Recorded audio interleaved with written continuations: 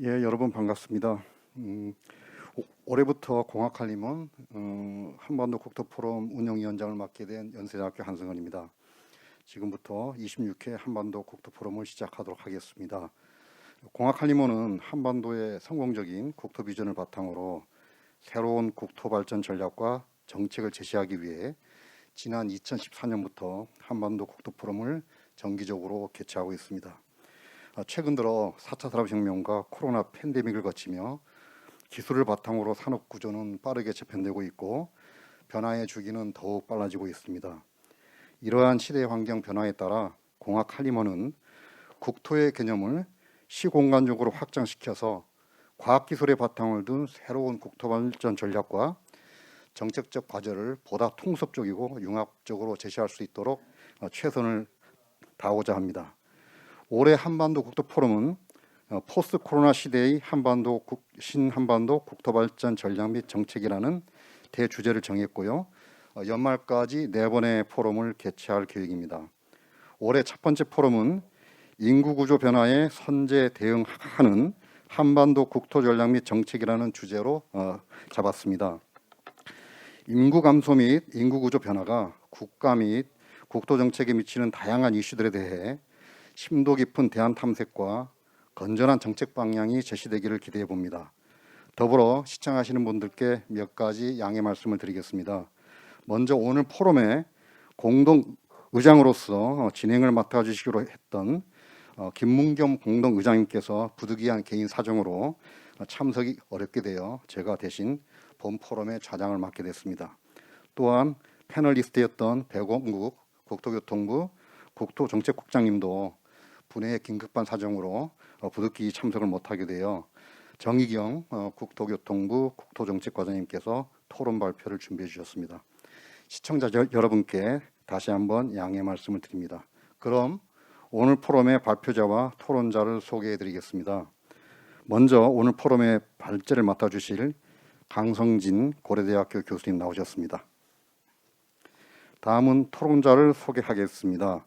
김동주 국토연구원 전 원장님께서 나와주셨습니다. 정희경 국토교통부 국토정책과장님 나와주셨습니다. 마지막으로 조덕호 한국지역개발학회 회장님 나오셨습니다. 그럼 본격적으로 포럼을 시작하겠습니다. 본 포럼은 코로나 바이러스 감염증 확산 방지를 위해 청중 없이 진행되고 있으며 전 과정이 유튜브를 통해 생중계로 진행됩니다. 특히 온라인 포럼으로 진행되다 보니 다양한 기관, 다양한 소속 기관에 계신 분들께서 시청해 주실 것 같습니다. 각자 소속된 분야에서 소중한, 귀중한 경험을 댓글을 통해 적극적으로 공유해 주시기를 부탁드리겠습니다. 그럼 먼저 연사 발표를 듣겠습니다. 강 교수님은 한국경제연구학회 회장과 한국경제학회 부회장을 지낸 중진 학사십니다. 스탠포드 대학교에서 경제학 박사학위를 수여를 했습니다.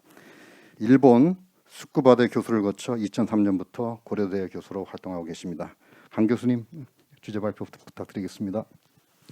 예, 안녕하세요. 고려대학교 경제학과의 강성진입니다. 이렇게 저는 사실 경제 성장하고 발전 이쪽을 이제 전공을 했었는데 이렇게 이제 다른 분야에 계신 분들이 초청해 주셔서 감사드리고요. 그래서 어떤 내용을 해드릴까 뭐 하는 게 저도 고민을 했는데 오늘 제가 이제 말씀을 드릴 거는 목차를 이렇게 보시면은요. 두 번째 이제 논의 배경이라는 게 사실 우리 경제학자들이 보는 인구를 어떤 시각으로 봐야 될 것이냐 이런 시각의 개념하고 그다음에 한국의 인구와 인구 구조의 변화 부분은 워낙 많이 알고 계시기 때문에 이건 간단히 이제 소개하는 쪽으로 하겠습니다. 그다음에 세 번째 경제학자들이 보는 이제 인구 문제, 그다음에 인구가 이제 어떤 식의 이제 경제적 의미를 갖는지에 대해서 이걸 좀 설명을 드리고요. 마지막 부분은 뭐 여기저기 학자들 하시고 그다음에 이제 정부 쪽에서 많은 자료들이 많이 나와 있습니다. 나와 있어서 그 뒤에 이제 토론하시는 분들이 또나 이쪽 분 그 전공하시는 분들이라서 요 부분은 간단히 넘어가면서 제가 어떤 그 문제 제기 그런 차원에서 하도록 하겠습니다.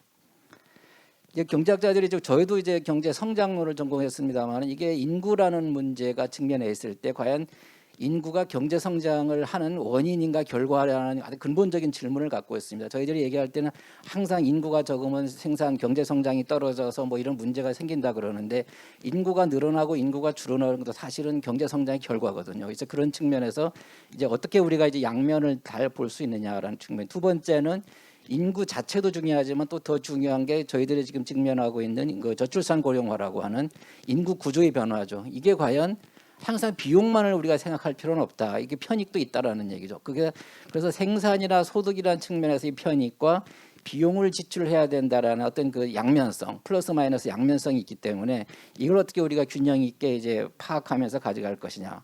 그다음 세 번째 인구 구조의 변화와 국토 균형 발전을 워낙 많은 분들이 뒤에서 토론을 해주실 거기 때문에 이런 문제점들이 있다라는 것을 제가 마지막에 간단히 이제 문제 제기하는 쪽으로 하겠습니다. 이게 보시면은 이게 통계청에서 나오는 자료인데 1960년부터 2067년까지 우리나라의 인구 추이입니다. 추이 보시면 2020년, 30년 쭉 보면서 절대 인구가 감소하는 형태.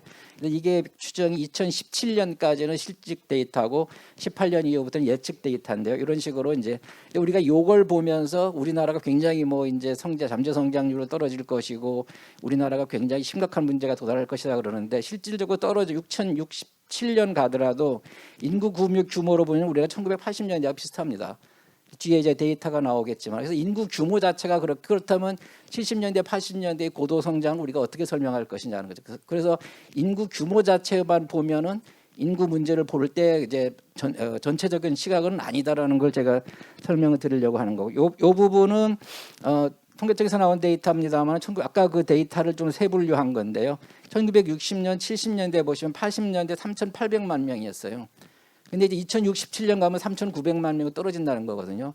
그렇게 따지면은 우리가 이제 60년, 70년대 가장 고도 성장했을 때 인구가 2067년보다 작습니다. 인구 규모로 보면은요. 그럼 인구 규모 자체가 그렇게 중요한 거냐? 우리가 성장을 하는데 물론 저소득 국가일수록 성장률은 높다라는 이제 그런 그것도 있지만은 우리가 이제 그 80년대까지 봤을 때 이 작은 그 6, 70, 5천 그 2040년 그 이후에 그 인구 가지고도 충분히 우리가 성장을 했다라는 거죠. 인구 증가율도 이런 부분이 있고요. 쭉 밑에 보시면은 그 제일 밑에 그 출산율도 보시면은 2020년 0.90, 뭐 올해 1분기가 가장 역사상 제일 이제 낮다고 얘기를 한 0.83인가로 나오는 것 같은데요. 그다음에 2040년 67년간 출산율이 좀 올라가는 식으로 이제 예측은 하고 있습니다. 그게 워낙 이제 여러 가지 시나리오를 가지고 하기 때문에요. 뭐 앞으로 어떻게 될 것이냐라는 부분은 이제 여기서 논의할 건 아니기 때문에 좀 넘어가겠습니다. 그러니까 이런 식으로 보면은 뭐 노년 부양비라든가 노령화 지수가 굉장히 급격히 늘어나는.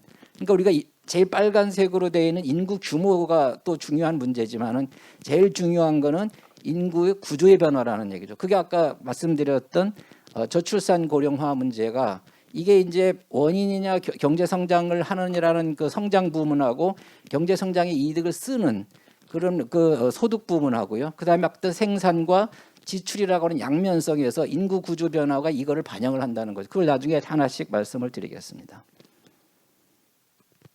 뭐 이것도 이제 뭐 같은 그 데이터에서 우리가 이제 70년대부터 이제 2019년까지 발표한 건데요.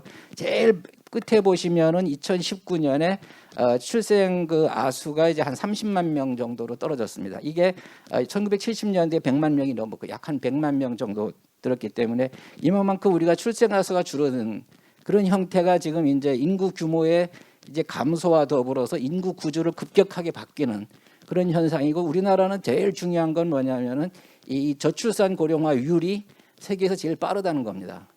세계에서 제일 빠른 게 그러니까 인구 규모가 줄어드는 것만 중요한 게 아니라 저출산 고령화라는 건 모든 국가가 선진화될수록 공통적으로 나타나는 현상인데 그 속도가 굉장히 빠르다는 거죠. 제가 한 20년 전에 일본에 있었을 때 일본이 제일 세계에서 빠르다고 막 그런 얘기를 했었거든요. 그래서 저출산 고령화 나온 프로젝트는 신청만 하면 정부에서 다 준다. 이 정도로 학자들이 이제 굉장히 연구를 많이 했는데 우리도 이제 지금 그 일본보다 더 앞지르는 그런 현상이 와 있는 거죠.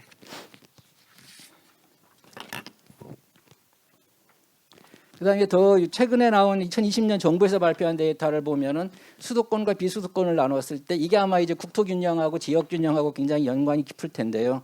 수도권 인구가 2020년 10월을 기점으로 해서 수도권 인구가 더 많아지는 근데 그게 이제 앞으로 이제 어떤 과제를 굉장히 중요한 과제일 것 같습니다. 이 부분이 이제 도시가 없어진다, 뭐 대학이 없어진다 이런 지역 균형 차원을 떠나서 굉장히 우리 사회의 발전 자체에 굉장히 종합적인 문제점을 제시하는 데이터가 아닌가 생각을 듭니다. 이게 앞으로도 가속화될 거고요. 이런 부분들이. 요게 이제 보면 데이터를 저희들이 아까 그래프로 보여준 데이터를 그림으로 이제 그린 건데요.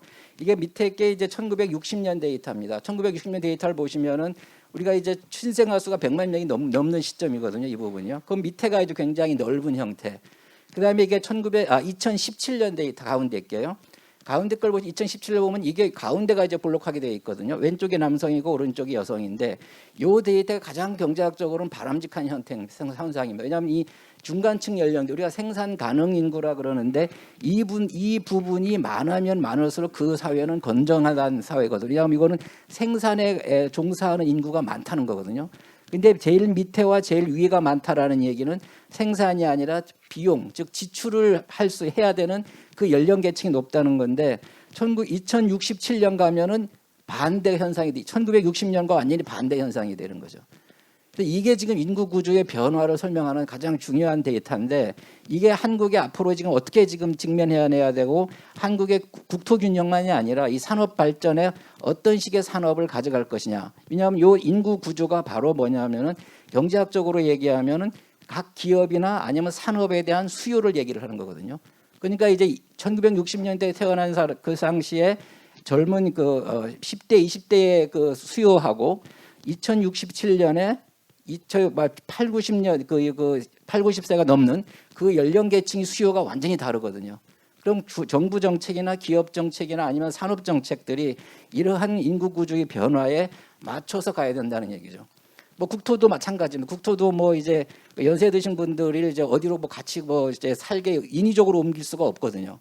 옮길 게 없기 때문에 이런 분들이 어디로 가기를 원하고 뭘 원하고 어떤 식의 생활을 원하는지를 파악하는 것이 국토 균형 발전이고 그다음에 산업 발전이고 기업의 이제 그 성장 정책이라는 거죠. 요게 굉장히 저는 이제 앞으로 우리나라의 정책을 시행하는 데 있어서 굉장히 함축적인 의미를 줄 것으로 봅니다. 이 부분도 뭐 이제 합계 출산율인데요. 이게 데이터를 보시면은 뭐 굉장히 얼마나 빠르냐는 건데 밑에 그 오른쪽에 보시면은 2036년에 보면은 OECD 3위인 이탈리아를 앞지를 것이다. 뭐 2050년 가면은 이제 우리가 한 뭐 2위인 스페인 다음으로 3위가 될 것이다. 이런 식으로 되는데 아까 말씀드렸던 대로 이 합계 출산율 자체가 출산율이 떨어짐으로 인해 가지고 그 속도가 인구도 줄어들고 동시에 저출산 고령화라고 하는 고령화 인구의 비중이 늘어나는 그런 인구 구조의 변화가 굉장히 빠르게 다른 나라들보다 급속도로 이루어지고 있다. 이 속도가 빠르다라는 게 지금 우리나라가 가장 심각한 문제라고 볼 수 있습니다.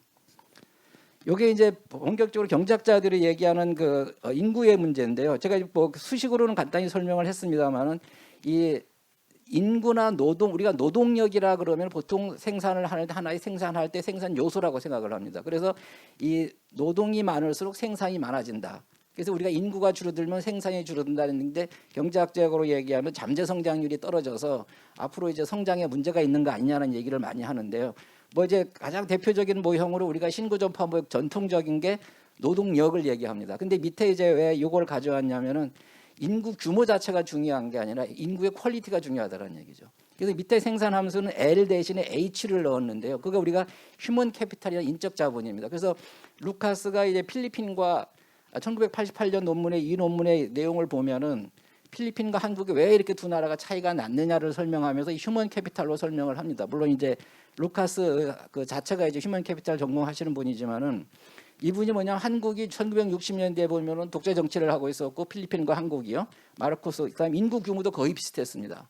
모든 게 다 비슷했고 지역 식민지에서 벗어났고 모든 상황이 비슷한데 왜 두 나라가 이렇게 다른 그거를 가졌느냐를 하면서 이 사람이 설명한 게 인적 자본 즉 교육의 차이다라는 얘기죠.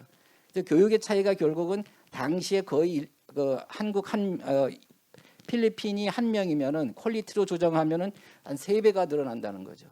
그래서 생산 함수를 고정하더라도 L 대신에 H를 넣으면은 필리핀보다는 한국이 거의 3배 이상의 그 인적 자본을 갖고 있었기 때문에 성장률이 높을 수밖에 없었다. 그거를 루카스는 인적 자본이라는 즉 휴먼 캐피털 즉 교육에서 찾았습니다.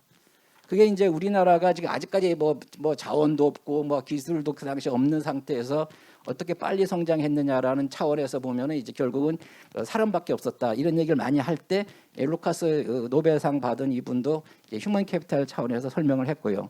근데 문제는 또 반대로 생각을 하면 아까 초반에 말씀드렸지만은 이 생산 요소로 인구를 노동력으로 생각하면은 생산을 만들어내는 노동자로 파악하는 거고요. 또 반대로 생각을 하면은 경제 성장이 되면서 생활 수준이 올라가면은 출산율이 떨어집니다. 이게. 왜냐하면 그 여성이나 남성이나 어느 분이나 다 자식으로서 들어오는 이런 얘기 하기 좀 그렇긴 한데 자식으로 들어오는 만족감보다는 내가 생활을 하는 데서 만족감이 더 상대적으로 높아지게 된다는 거죠. 농촌 사회에서는 결국 자식들이 하나의 이제 비용도 되지만 노동력으로도 쓸 수가 있습니다. 그래서 이 농업 사회에서 공업 사회 그다음에 선진국으로 가면 갈수록 인간에 대한 그 노동력에 대한 시각보다는 이 사람이 비용으로 하는 쪽 비용으로 생각하는 시각이 점점점 커진다는 얘기죠. 그러다 보니까 인간들이 점점 이제 그 자기 생활 중심으로 하고 왜냐하면 서비스업 가면은 우리가 노동력이 그렇게 많이 필요하지 않 가족 노동력이 필요하지 않거든요. 그러면서 경제학적으로 보면은 산업이 발전할수록 경제가 성장할수록 저출산 즉 그 출산율이 떨어져 나간다. 그게 이제 가장 보편적으로 나타나는 현상인데 우리나라는 그 속도가 너무 빠르다라는 거죠. 그 부분이 지금 그래서 이 노동력 아니면 인구 그리고 일부분을 생산 요소로 볼 것이냐 아니면 하나의 지출하는 것으로 볼 것이냐. 왜냐하면 뭐 우리 애들 이제 저도 뭐 우리 애들 이제 키우지만은 애들에 대한 비용이 우리들 클 때보다 훨씬 많이 들어가는 거거든요. 아마 시골에서 자라신 분들은 부모님들이 별로 자식들한테 돈 투자 안 하잖아요. 그 학교 갔다 오면 자기가 갔다 오는 것이지 그렇지만 지금은 부모님들이 학원도 보내야 되고 다 케어를 해야 되잖아요. 그러니까 부모님들 입장에서는 비용 측면이 상대적으로 비중이 높아진다는 얘기죠. 그러다 보니까 이게 인구 규모, 저출산 고령화 전반적인 문제점이 생산 측면에서 봤을 때 하고 소비 지출 측면으로 봤을 때 다 다르다는 거죠. 그래서 선진국화되면 될수록 이제 지출 측면이 강조가 된다. 그러면서 우리가 생산만 강조할 게 아니라 이 자식들이 태어났을 때 이 자식들에 들어가는 비용, 개인적인 가족적인 비용만이 아니라 사회적, 국가적 비용이 뭔가를 파악하는 게 굉장히 중요하다는 거죠. 그다음 요 부분은 뭐 간단히 이제 설명을 드리겠습니다. 이게 이제 요즘 이번 정부에서 뭐 소득주도 성장이다 뭐 이런 얘기 나오면서 경제 원론을 공부해라 우리가 이제 얘기를 하는데요. 아까 말씀드린 대로 이 생산 국민 소득은 투자에 투입을 해서 물건을 만들어내는 겁니다. 총 생산이라 그러죠. 근데 분배 국민 소득은 생산 국민 소득에 투입된 노동이나 자본한테 소득으로 분배가 되는 거예요. 그래서 연말이 되면은 이 분배 소득하고 생산이 동일하게 됩니다. 동일하지 않으면 좀 이상하게 된 거죠. 왜냐하면 만들어진 모든 부가가치는 분배돼야 되고요. 그 다음에 지출로 하고 이 지출도 같습니다. 소비 지출이 다 합쳐져야 이제 분배 소득하고 같아진다. 그래서 가장 우리 경제 언론 공부할 때 가장 먼저 가리키는 게 3면 등가의 원칙이라 해서 생산 측면에서 봤을 때 소득, 분배 측면에서 봤을 때 소득, 지출 측면에서 봤을 때 소득이 사후 연말이 되면 다 똑같아진다는 거죠. 그러니까 소득을 늘려서 생산을 늘린다는 말은 사실은 맞지 않는 그런 거죠. 이게 소득을 늘린다는 건 동일하게 경제 성장이거든요, 이게. 근데 이제 그 ILO나 이런 데서 얘기하는 임금 주도 성장이라는 거는 분배 국민 소득 중에서 자본가 소득보다는 노동자 소득을 늘려주면 된다는 소득 분배 차원의 문제거든요. 그걸 늘려주면 생산에 영향을 준다라는 건데 그걸 다 합친 소득을 늘려서 성장을 한다는 얘기는 소득과 성장이 일치한다는 개념에서 봤을 때는 앞뒤가 안 맞는 이제 그런 개념인데 이 부분이 지금 아까 말씀드린 노동력을 하나의 생산 요소로 생각한다 그런다면은 생산 국민 소득이 되는 거고요. 또 분배 측면에서 보면은 지출이나 분배로 보시면 이 노동력들이 생산된 그걸 가치를 가지고 나눠줘야 되기 때문에 나눠준다는 측면에서는 지출이나 분배가 된다는 얘기죠. 근데 이 부분이 지금 굉장히 중요. 왜 이 그림을 가져왔냐면은 국토든 어떤 식으로 봤을 때 우리나라는 아직까지는 이 국가주도형 발전 전략을 썼기 때문에 계속 공급 측면을 강조를 해요. 뭐 도시도 그렇고 인구도 그렇고 가서 이제 투자해가지고 공간을 만들어주면은 사람들이 가지 않겠냐라는 얘기를 하고는 거거든요. 심지어는 이제 국토예가 이제 아파트 단지에도 고급 아파트 지으면서 임대 아파트를 짓는다 그러면은 같이 살 수 있지 않을까 생각은 하는데 저소득층 분들이 고소득층 아파트에 같이 살면은 관리비 내기도 힘들거든요. 똑같이 n분의 1을 해야 되는 거거든요. 근데 그게 과연 우리가 생각하는 이 지출 측면이나 분배 측면을 봤을 때 아파트는 공급을 해줬지만은 지출을 할 수 있느냐, 똑같은 지출을 할 수 있느냐라는 거거든요. 그런 측면에서 우리가 어떤 측면을 보느냐라는 그것도 있고, 예를 들어 뭐 베네수엘라 같은 경우에 차베스 정권이 있을 때도 어떤 식의 그 얘기를 했냐면 전부 다 이제 그 냉장고를 하나씩 다 공짜로 나눠줬어요. 근데 문제는 뭐냐면 그 냉장고에 놓을 물건은 음식은 못 주는 거죠. 그래도 냉장고는 비어 있다라는 얘기죠. 그게 이제 아파트를 공급을 해줬는데 그 아파트에 사실 분들의 소득이 완전히 격차가 생긴다 그런다면은 엄청난 불균형이 발작하면서 같이 살 수가 없는. 근데 그 부분을 뭐 이제 항상 그렇다는 건 아니지만은 이런 측면요. 공급 측면하고 분배 측면하고 지출 측면에 같이 우리가 고려를 해야 정부 정책을 써야 되는 것이지, 이렇지 않고 만약에 생산 측면만 공급 측면을 썼다 그런다면은 반드시 그게 가는 건 아니다는 얘기죠. 이 부분은 이제 우리가 이제 포스트 코로나 때문에 이제 이런 얘기를 많이 하는데요. 글로벌라이제이션이 퇴색하는 거 아니냐 이런 얘기를 많이 하거든요. 근데 이게 인구 규모가 줄다 보면은 이 경제 성장이 줄어들 수밖에 없어요. 필연적으로요. 그다음 우리가 만들어낸 물건을 가지고 폐쇄 경제, 북한 같은 경우죠. 폐쇄 경제를 한다 그런다면은 우리가 만들어낸 물건을 가지고 우리나라 국민들만 소비하는 형태, 그런 형태가 우리가 전형적인 폐쇄 경제인데, 과연 우리가 포스트 코로나나 이걸 거치면서 폐쇄 경제로 갈 것이냐? 저는 아니라고 생각을 합니다. 왜냐하면 지금 우리가 갖고 있는 이 개방에 의한 이득이, 지금 우리가 이제 옛날에 FTA를 반대하고 하지만은 가정 농촌에서 이제 농촌 개방을 반대하자 농촌에 있는 냉장고라든가 이런 뭐지 중국산도 있고 미국산도 있고 전부 다 국내산만은 아니거든요. 그러니까 이제 이 폐쇄 경제라는 것은 북한과 한국을 비교한다면 가장 극단적인 비교가 되는데, 북한은 자기들이 물건을 만들어낸 것만 가지고 소비를 하는 형태입니다. 물론 중국하고 무역은 하지만은요. 근데 우리나라는 상당히 개방이 되어 있죠. 그러다 보니까 이 개방 경제의 이득이라는 것이 포스트 코로나 시대의 그 비용보다 훨씬 크다는 것을 누구나 다 알고 있다는 얘기죠. 이 코로나 때문에 과연 우리가 완전히 폐쇄를 하는 게 이득이냐? 그렇지 않다는 얘기거든요. 그래서 보시면은 이 개방 경제의 이득이라는 게 뭐냐면은 국내 생산을 국내 소비와 해외에서 우리가 만들어낸 물건을 다른 나라에도 팔아서 우리가 만들어낸 물건을 나눌 수가 있고요.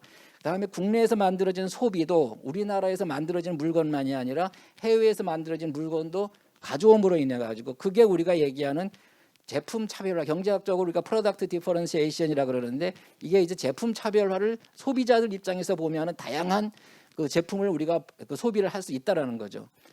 왜냐하면 우리가 물건을 자동차를 사는데 반드시 우리가 현대에서 만드는 자동차만 살 필요는 없는 거거든요. 근데 다른 나라에서 만들어진 차도 많이 사지만 또 역으로 우리나라가 만들어낸 물건을 해외에도 팔 수가 있다는 얘기죠. 우리가 수입을 안 하면 그쪽도 수입을 안 하면은 안 하게 되기 때문에 서로가 수출 수입이 막혀버릴 수밖에 없다는 얘기예요. 그래서 이 글로벌라이제이션이라는 게 결국은 인구 규모가 반드시 큰 것이 좋으냐라는 측면이 이제 다른 그 우리가 해석이 가능하다는 얘기예요. 왜냐하면 우리가 물건을 잘 만들면은 그걸 수출해도 되는 거거든요. 인구 규모가 작으면은 그 물건을 다 소비를 못하기 때문에 그걸 수출도 할 수 있다라는 측면이죠. 그래서 보시면 이게 이제 저출산 고령화에서 한국경제연구원에서 이제 생산 측면입니다. 이금 고령화 시대에 뭐 인구정 쭉 종합적인 정책이 필요하다 그러면서 출산율이 0.25명이 합계 출산 0.25명이 감소하면은 뭐 경제 성장률이 0.9% 포인트 감소한다라든가, 고령화 인구 비율 1% 포인트 상승하면은 경제 성장률이 0.5% 포인트 감소한다라는 식의 굉장히 이제 인구, 아까 생산 함수를 통해서 보시면 아시겠지만 인구 규모나 아니면 인구 구조가 변하면 경제 성장률은 분명히 영향을 받는다라는 얘기죠. 받는다는, 그런데 그거를 우리가 부정할 수도 없고 그걸 우리가 피하기가 어렵다라는 얘기죠. 이 부분인데요. 이게 이제 우리가 경제 성장하시는 분들이, 저도 뭐 논문 쓰고 그러지만은 과연 인구 규모가 큰 것이 경제 성장률이 높냐? 이게 반드시 아니라니. 왼쪽은 그 로그로 표현한 건데요. 그 X축이 이제 인구 규모를 얘기하고요. Y축이 이제 경제 성장률인데 나타나지 않습니다. 이거를 뭐 복잡한 우리가 추정식을 거쳐서, 저도 뭐 논문 썼지만은 이게 학자들 간의 동의를 받기가 아직은 어렵습니다. 인구 규모가 큰 게 반드시 경제 성장률이 높냐? 그렇게 따지면 인도나 중국에 비해서 한국, 싱가포르, 대만이 잘 산 게 설명이 안 되는 거죠. 여기 부분이요. 왼쪽은, 오른쪽은 반대로 인구 증가율입니다. 인구 증가율하고 경제 성장률이 96년에서 2019년 사이를 봐도 그렇게 관계가 그렇게 강하게 나타나지 않습니다. 잘 보이실지 모르겠는데 좀 빨간색으로 된 게 이제 한국인데요. 그러니까 이제 이게 우리가 얘기하는 뭐 반드시 인구 규모가 크거나 인구 증가율이 이것이 경제 성장이나 경제 발전에 절대적인 영향을 주는 것은 아니란 얘기죠. 뭐 여기 복잡하게 들어가면은 여기에 이제 여러 가지 정부 정책이라는가 제도가 이제 포함이 되는데요. 단순 관계로 보더라도 이게 설명되기가 어렵다는 거죠. 그러니까 우리가 인구가 줄어드니까 인구 저출산 초령화 때문에 경제가 뭐 갑자기 우리나라가 망할 것처럼 얘기할 필요는 없다는 거죠. 그거를 우리가 받아들이면서 물론 속도는 낮추는 정책을 써야 되겠지만 받아들이면서 어떻게 수요 측면까지 고려한 발전 정책을 필 것이냐. 너무 우리가 공급 사이드 정책만 강조할 필요는 없다라는 걸 말씀드리는 겁니다.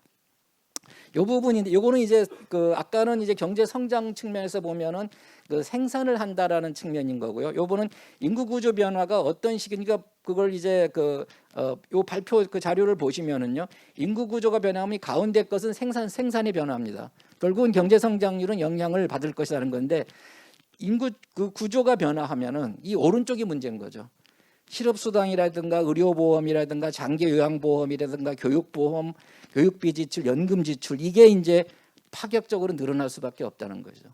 제가 한 십몇 년 전에 이제 아프리카 이디오피아 갔을 때 요르단 그 컨설턴트를 만났는데 거기에 그 당시 한창 중동에 이제 데모 막 일어날 때 제가 이런 질문을 했거든요. 야, 니네 교육비도 공짜고 의료비도 공짜인데 뭐가 그렇게 불만이 많냐 그랬더니 그게 젊은 애거든요.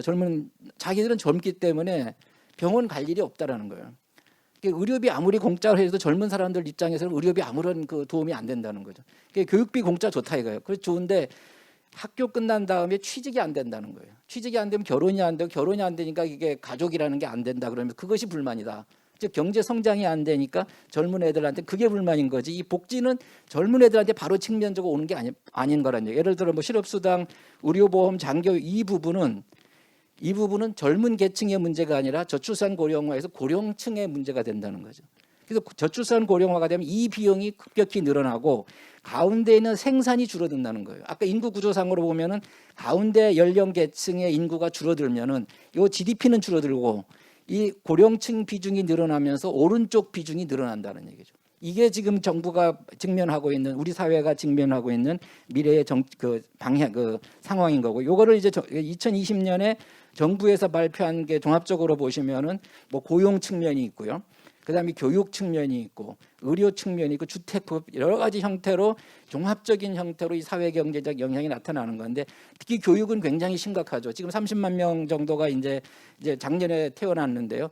얘네들이 이제 한 15년, 26년 후에 대학 가게 되면은 이제 대학 인구 대학 뭐 지금도 나타나는 현상이지만은 엄청나게 이제 대학 규모, 대학 구조가 변할 거고 그 대학 구조가 변하면은 지역이 변할 거고 그 지역이 변하면은 지역에 살고 있는 도시들이 없어지게 되는 그런 현상들이 이제 직면하게 되는 거. 의료도 마찬가지죠. 의료도 점점 이제 지역의 경쟁력이 약화되면 될수록 그 지역에 있는 사람들 그 좋은 의료는 점점 서울로 빠져나갈 수밖에 없는 그런 고용 문제도 그렇습니다. 지금 뭐 우리가 경제적으로 보면은 지금 상태에 지금 그 대학 입시 보는 학생이 한 45만 명이 되거든요. 그 45만 명에서 50만 명이 매년 3월이면 사회로 나옵니다. 근데 우리 경제가 경제 성장 GDP를 증가해서 얘네들을 소화해내지 못하면은 청년 실업률이 점점 늘어날 수밖에 없는 현상이죠. 근데 지금 태어나는 애들 15년 후에 대학 졸업하고 20년 대학 할 때는 오히려 지금 일본처럼 구직난에 구직난이 아니라 이제 구인난에 헤맬 수가 있다는 거예요. 경제 성장이 계속 유지가 된다면은요. 근데 일본이 지금 그런 현상을 보고 있는 게 결국은 인구 구조상으로 보면 인구 공급이 그러니까 노동력 공급이 줄어들어서 그런 현상이 발생하는 거고. 근데 우리나라는 아직은 노동력 공급이 확 줄어들지 않았다 최근에요. 그래서 노동 그 일자리 시장도 수요와 공급을 같이 본다면은 공급이 줄어들면서 수요가 같이 있더라도 이제 일자리가 이제 창출 실업자가 줄어드는 현상이 발생하거든요. 근데 저희가 수업하면서 지금 우리 학생들한테는 여러분 세대가 가장 우리나라 역사상 가장 불행한 세대라고 얘기를 많이 하는 게 공급은 최근 10년 동안 많이 안 줄었는데 노동력 공급은요. 경제 성장률이 2%로 떨어지면서 수요가 엄청나게 빨리 줄었어요. 그러다 보니까 그 실업자가 많이 생기는 그런 현상이 이제 발생한 게 이제 고용 문제인데 보시면은 뭐 대기업도 그렇고 이제 청년들이 선호하는 직업 뭐 요즘 뭐 공공부문 공기업도 그렇고 이제 대기업들 더 가고 싶어하고 특히 컨설팅이라는 그 파이낸스 쪽으로 얘기하는 서비스업 쪽으로 굉장히 많이 가고 싶어하죠 학생들이. 그런데 이제 이 중소기업이나 이쪽은 이제 어떻게 보면은 이제 젊은 층들은 가고 싶어하지 않는 뭐 결국은 저임금이죠. 저임금인데 이제 그러면 중소기업이나 농업 쪽은 외국인 노동자들을 많이 써야 되는데 우리가 최저임금은 그 국내 외국인 동일하게 적용이 되기 때문에 오히려 중소기업이나 농업은 외국인 노동자가 쓰더라도 비용이 훨씬 더 많이 가는 그런 현상으로 발생해서 이런 부분들이 종합적인 그 정책들이 이제 그 현상들이 사회 경제적 현상들이 이제 고려돼야 되겠다 이런 부분이고요. 이 부분도 뭐 저출산과 같은 얘기라서요. 요거는 뭐 대학 입학 정원 문제인데 결국은 이제 이 대학 입학이라는 게 저는 이제 이 대학만이 문제가 아니라 아까 앞에서 나왔던 이 의료 문제, 교육 문제, 고용 문제가 종합적으로 나타난다고 보는데 특히 요즘 심각한 게 이 대학 문제죠. 대학 문제도 이제 보면은 이제 이 사립대학이나 지방대학에 있는 대학들 왜냐하면 우리가 서울에 너무 많이 몰려 있거든요. 너무 많이 몰려 집중화되어 있기 때문에 이 부분을 어떻게 균형을 차지할 것이냐. 결국은 이게 이제 일반적인 서비스 산업 전략과 마찬가지인데 시장에서 교육 산업 대학이나 이런 그 교육기관들이 시장에서 빠져나갈 때 그걸 어떻게 우리가 이제 청산을 해줄 것이냐는 문제인데 우리는 100% 아무것도 갖고 못 나가게 돼 있어요. 재단에서요. 의료법인도 마찬가지고요. 근데 그 부분을 어떻게 시장에서 자연스럽게 청산 과정을 거쳐가게 해줄 것이냐, 이 부분을 앞으로 이제 우리나라가 이제 고민해야 될 그런 이제 서비스 산업의 이제 그 정책 과제라고 볼 수 있습니다. 이 부분은 뭐 간단히 넘어가겠습니다. 뭐 이거는 앞에 뒤에서 계속 말씀을 많이 해주실 것 같아서요. 하고 요게 요 고령화와 산업구조의 변화 요것만 간단히 말씀을 드리고 마무리를 하겠습니다. 계속 제가 말씀드리지만 이 인구라는 거는 양면성이 있다. 즉 수요 측면을 보면은 이게 한국은행에서 2017년에 연구한 건데요. 또 캐나다를 보시면은 이 생산 측면이 아니라 인구 구조가 변함으로 해서 고령층은 중장년층에 비해서 음식, 섬유 등 소비는 감소하고 주택 관리 등 주거 및 건강 관련 소비 비중은 증가해서 이제 자동차 구입을 포함한 교통 관련 소비는 큰 차이 없다. 즉 소비 구조가 바뀐다는 얘기죠. 저출산 고령화 때문에 그러다 보니까 이게 기업이나 국가나 아니면 그 지역이 어떤 산업을 발전시키고 지원할 것인가, 어떤 산업을 부흥시킬 것인가를 논의할 때 이러한 인구 구조의 변화에 의한 수요 소비 패턴의 변화를 보고서 해야 된다는 얘기죠. 근데 우리가 계속 제조업 얘기하지만 제조업 공장만 계속 짓는다고 젊은 애들은 안 가거든요. 오히려 외국을 나가거나 임금이 좀 적더라도 서비스 산업, 컨설팅업으로 가려고 하는 게 젊은 계층, 젊은 학생들의 그 요즘 추세이기 때문에요. 그다음에 공급 측면은 계속 말씀드린 대로 이제 청년 노동력이 감소하고 고령 노동력이 증가함에 따라서 이제 고령화에 필요한 그쪽 산업으로 이제 노동력도 이동하고 이제 그 산업도 그쪽으로 발전할 것이다. 이런 부분인 그래서 이 결국은 결론적으로 보시면 뒤에 뭐 그 이런 그 국토균형 발전 이런 얘기는 앞 뒤에서 하실 거기 때문에 결론을 드리면 결국 인구라는 거는 인구 감소가 반드시 재앙만은 아니다라는 얘기죠. 인구 감소는 분명히 우리가 받아들일 수밖에 없는 현상이고 다만 인구 구조의 변화, 저출산 고령화라고 하는 인구 구조의 변화 그것이 가장 세계에서 빠르게 진행되고 있다는 얘기죠. 그래서 저출산 고령화 대책도 무지 그렇게 많이 쓰고 하지만은 그 속도가 굉장히 빠르다. 그다음에 마지막으로 과연 우리 20, 30대 젊은 계층들, 20대 특히 중반하고 이제 30대 초반 계층들이 가장 이제 어려운 시대에 직면해 있다라는 얘기죠. 그게 왜냐하면은 성장률은 급속히 떨어져서 2008년 이후에 한 2%로 떨어지지만 성장률이 떨어진다는 얘기는 노동력을 소비하는 쭉 수요하는 여력이 줄어들었다는 얘기인데 이 젊은 계층의 인구는 그렇게 급격히 줄지는 서서히 줄어들고 있거든요. 그러다 보니까는 노동력이 이 젊은 계층의 노동 시장에 나가는 공급 측면하고 소비 측면이 너무 갭이 크다는 거죠. 그러다 보니까 이 청년 실업률이 굉장히 높고 그래서 이 부분에 대한 정부 지원 정책이 앞으로 한 10여 년 동안은 이루어지지 않으면은 이 젊은 계층의 그 실업률이라는 거는 굉장히 줄어들기 어렵다. 이렇게 제가 생각을 하고 있습니다. 그래서 뭐 국토 관련된 거는 뭐 뒷분들이 많이 하실 거라서 넘어갔고요. 이게 경제학자로 입장에서 아니면 경제 성장한 입장에서 이제 그 인구 문제, 그 저출산 고령화 문제에 대해서 간단히 요약을 해봤습니다. 예, 감사합니다.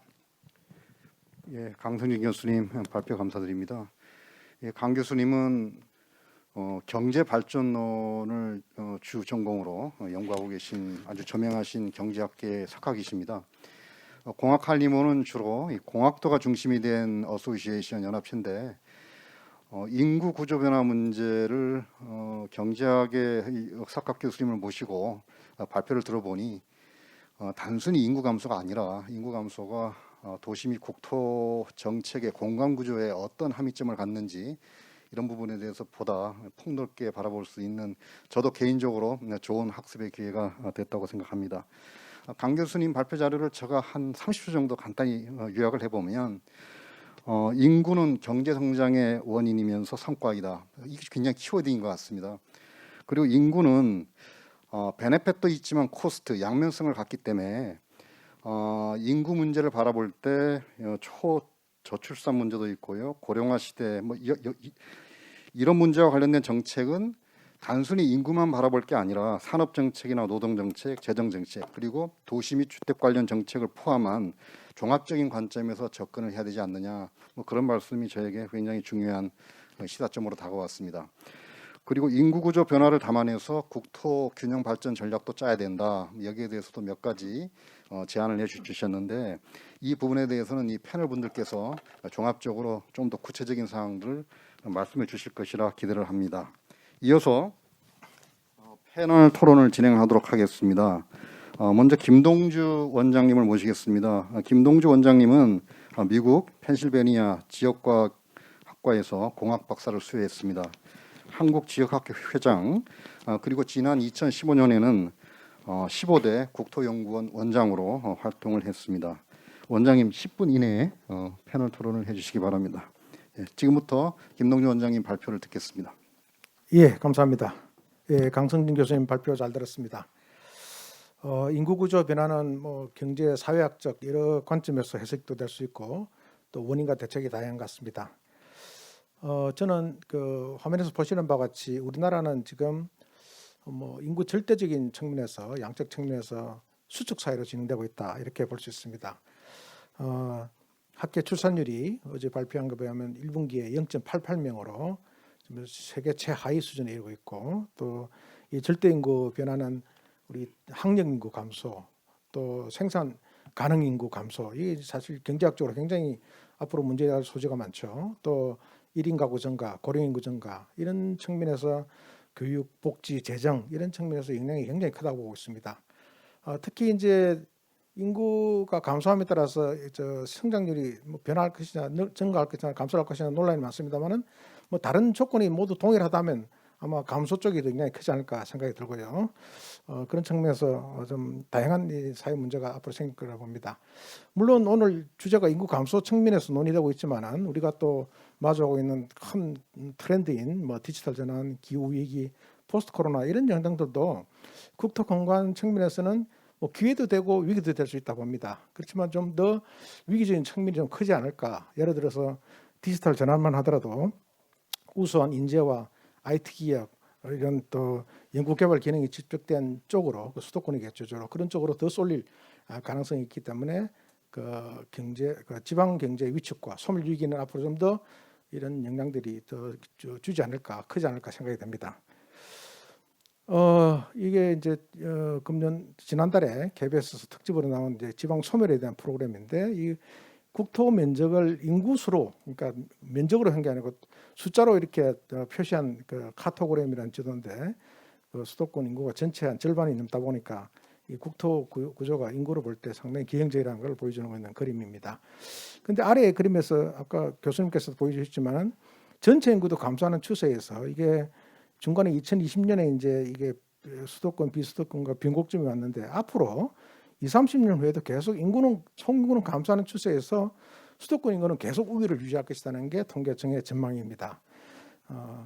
그리고 이제 전국적으로 20세에서 34세 인구가 어디로 이동하느냐 보니까 뭐 충청권, 경상권 할 것 없이 전국 각지에서 다 수도권으로 향하고 있는 것을 알 수가 있습니다.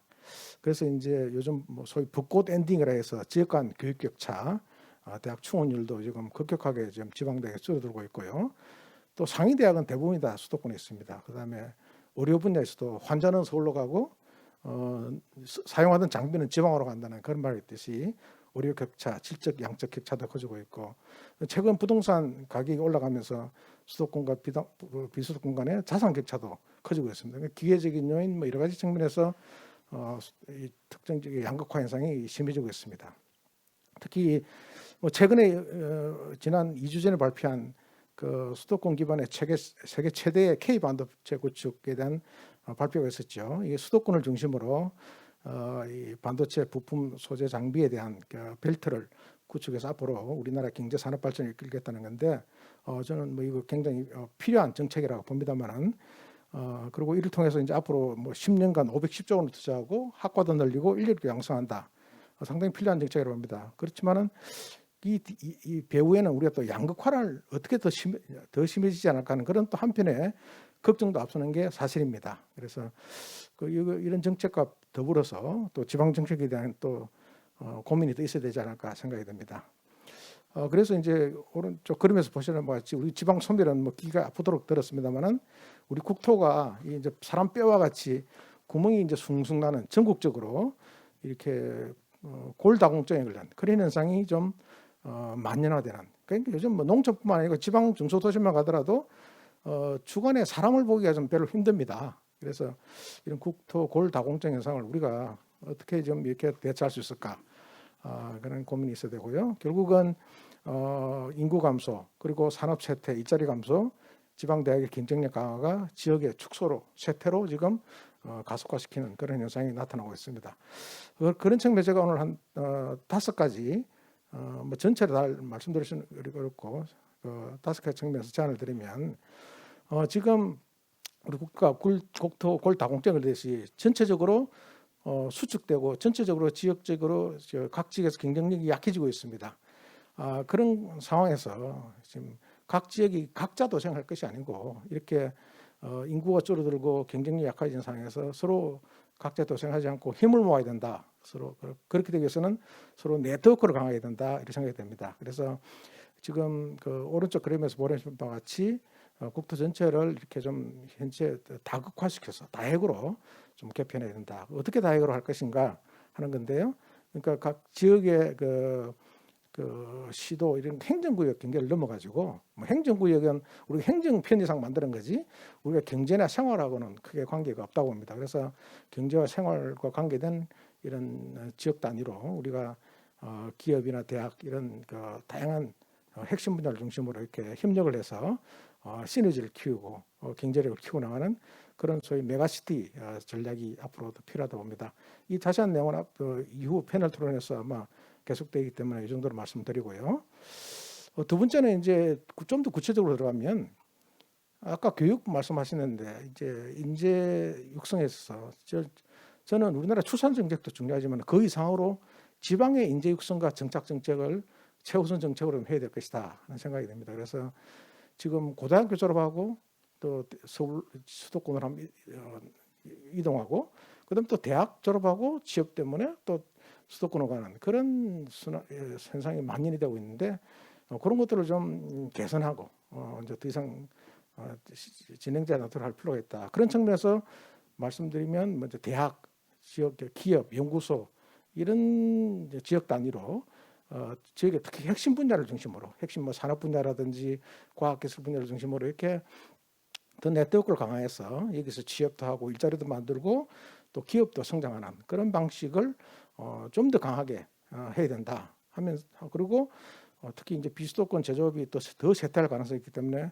스마트화를 한다든지 뭐 지역형 펀드를 만든다든지 해서 강한 그 체제를 만들어야 되고 이런 과정에서 아까 말씀하셨듯이 이런 산업 정책 측면에서 볼 게 아니고 지금 이렇게 될 경우는 교육 정책도 될 수 있고 그 뭐 산업 정책도 될 수 있고 또 인프라도 될 수 있기 때문에 이런 정책들이 지금처럼 각각 되는 게 아니고 서로 또 이런 정책들이 서로 연계될 수 있고 그러니까 특히 이제 중앙 차원에서 정책이 되겠죠. 연계될 수 있고 그걸 또 조정할 수 있는 좀 강한 거버넌스 체제가 좀 필요한 시점이다. 생각이 됩니다. 그다음에 이제 세 번째는 이제 우리가 주로 이제 인구 감소되는 지역이 전국적으로 특히 비수도권 중심으로 많이 나타나고 있는데 여기에 이제를 어떻게 대처할 것인가 여러 가지 대책이 나올 수 있지만 오른쪽 그림에서 보는 것 같이 지역의 생활 기반, 교육, 아까 말씀하신 의료, 뭐 복지 이런 기반들을 좀 단단히 하면서 그 그림 위에 보시듯이 지역 전체의 어떤 정주 생태계, 일, 쉼, 뭐 배움, 워라벨이라고 하죠. 그런 것들과 함께 뭐 노후 대책이라든지 돌봄이란까지 같이 어우러지는 그런 어떤 이런 생태계 문화를 만드는 것이 굉장히 중요하다 하는 생각이 듭니다. 그리고 네 번째로는 그럼 도시 지역은 대부분 그렇다 하지만은 농촌 지역도 대해서도 우리가 또 새로운 또 시나리오 프로그램이 좀 들어가야 된다. 그동안 농촌에 대해서 많은 투자도 했지만은 성과가 많이 없었죠. 그런데 요즘 뭐 기농기촌도 전문의도 늘어나고 하는 그런 추세에서 그 사람들이 원하는 그 필요한 분야, 계속 이야기되지만 교육, 의료, 문화 같은 것들이 굉장히 그 장애가 되고 있기 때문에 그런 것들을 좀 늘려주고 하는 그런 정책들이 좀 집중적으로 이루어질 필요가 있고 또 그런 시범 프로그램들이 진행되는 걸로 알고 있습니다.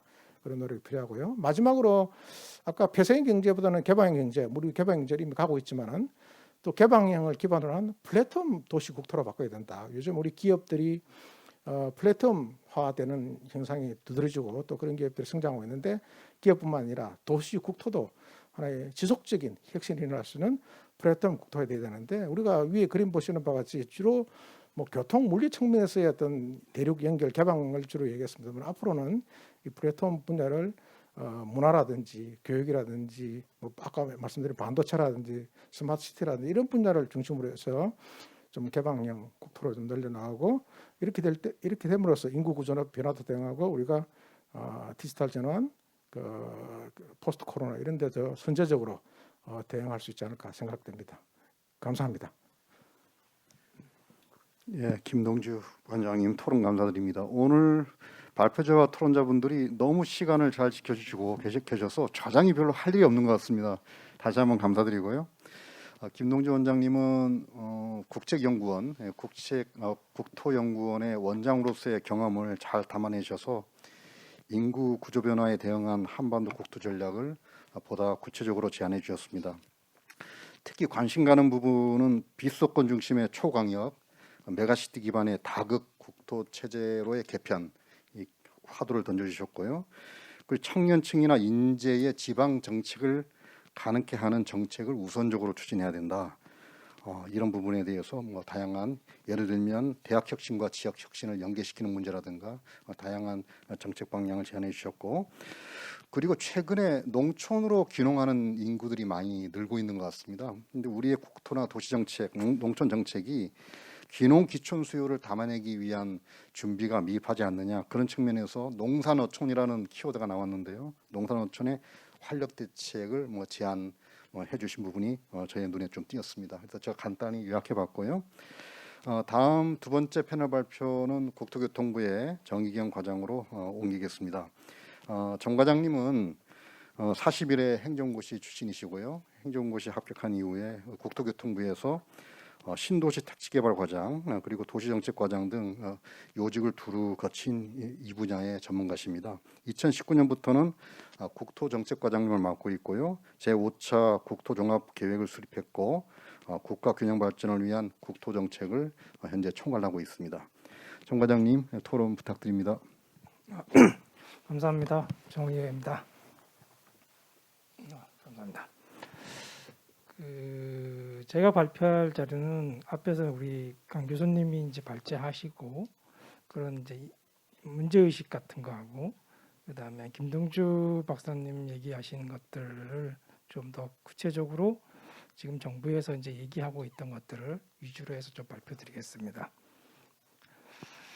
요 내용들은 전체적으로 2019년 12월에 아까 우리 사회자님이 말씀한 것처럼 제5차 국토종합계획 20년부터 40년까지 하는 것들을 위주로 해서 좀 발표드리고 그 나머지 내용들이 전체적으로 이제 산업이나 문화, 환경 이런 것들 다 있지만 주로 오늘 주제가 이제 국토 공간 형성 전략이다 보니까 그 위주로 발제를 좀 했습니다. 앞에서 강 교수님이 말씀하시는 인구 구조 변화에 대한 것들, 인구 감소 이런 것들이 국토에 어떤 영향을 미치고 있는지 이쪽 상단에 있는 왼쪽 끝에 부분에 있는 것들은 이제 국토연구원에서 격자로 만드는 500x 500으로 해서 격자로 만든 지역이고 빨간색을 나타내는 게 인구 증가 현상, 증가되는 지역이고 저기 녹색으로 나타내는 거는 인구가 거주하지 않은 지역들입니다.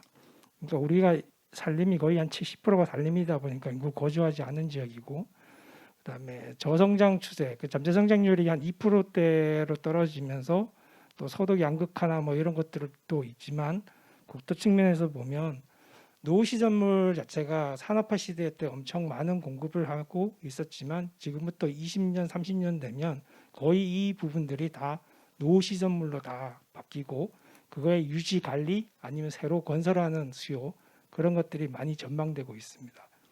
지금 그것 때문에 지속 가능한 뭐 노후 기반 시설에 대한 어떤 법률도 따로 정비가 돼 있었고 만들어지고 있고 그걸 대비하고 있습니다.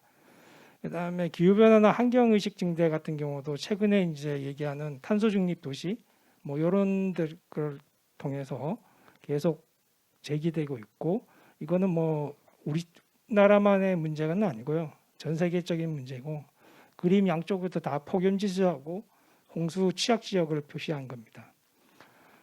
밑에 그림을 보시면 과거에 우리는 도시 측면에서 보면 대부분 도시나 농촌만으로 이분법적으로 좀 얘기를 좀 많이 하고 있었습니다. 그런데 이제 저희 이제 국토 측면에서 보면 이게 크게는 대도시, 중소도시, 농어촌 각각의 특색이 틀리기 때문에 도시와 농촌으로만 딱 구별하기는 좀 어려운 부분이 많습니다. 특히 이제 대도시 같은 경우도 보다는 중소도시 같은 경우는 농촌과 도시가 같이 엮여 있어서 그걸 함께 알아봐야 되는 것들이 있고 그다음에 밑에 있는 그 도심하고 외곽들은 그러니까 일부 도심적 측면 예를 들어 이제 수도권 위주와 뭐 김해나 뭐 산업도시 위주 부분 그러니까 외곽 쪽에는 난개발이 좀 문제가 좀 있습니다. 그리고 마지막에 생활 사막이라고 한 거는 우리가 지금 생활하시면서 이제 서비스를 받는 것들이 꽤 많습니다. 문화, 복지, 그다음에 뭐 가끔가다 노인정 뭐 이런 것들에 대한 그런 부분들이 사막화되어 있는 부분들이 좀 있어요. 그 서비스가 안 되는 부분들. 그런 문제점을 좀 인식을 하고 그걸 큰 테마의 세 가지를 좀 잡아봤습니다. 그래서 비워져야 하는 공간이 있어야 될 거고 채워져야 할 공간이 있었고 그 채워진 공간 사이를 연결하는 어떤 시설들이 필요하다 이렇게 생각하고 있었고 저 비우의 공간들은 앞으로 이제 기후 변화에 대응해서 그 탄소의 흡수원으로 쓸 수 있는 환경이나 생태, 공원, 녹지 등으로 채워져야 될 거고 그다음에 체험의 공간이란 거는 아까 우리 김동주 박사님이 얘기한 것처럼 그 컴팩트 네트워크 측면에서 보면 그 컴팩트한 지역을 만들어가야 되는 것들.